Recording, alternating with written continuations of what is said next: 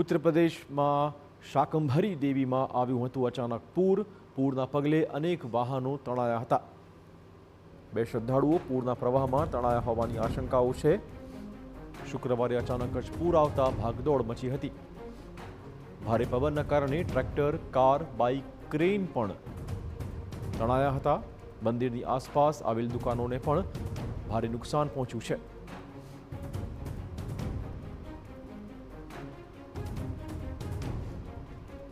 શાકંભરી દેવીમાં અચાનક જ પૂર આવ્યું અને અનેક વાહનો આ પૂરના પાણીમાં વહી ગયા હતા. શિવાલિકની પહાડીઓમાં સ્થિત સિદ્ધપીઠમાં માં શાકંભરી દેવી મંદિર પરિસરની આસપાસ શુક્રવારે અફરાતફરી મચી હતી. શાકંભરી ખોલ નદીમાં અચાનક જ પૂરનું પાણી આવી ગયું.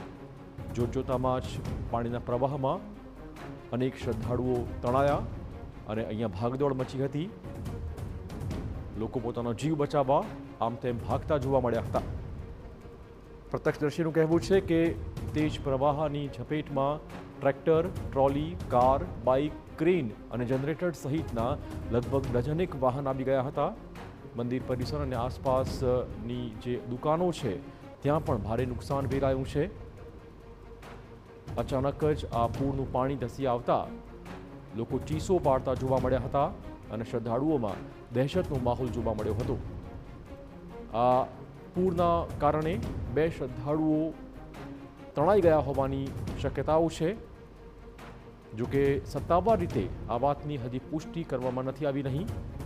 કેટલાક લોકો ફસાયા હોવાની પણ ચોક્કસ આશંકાઓ વ્યક્ત કરાઈ છે. આ પૂરના પાણી ધસી આવ્યા છે તેની માહિતી મળતા જ પ્રશાસન અને પોલીસના અધિકારીઓ ઘટના સ્થળે પહોંચ્યા હતા.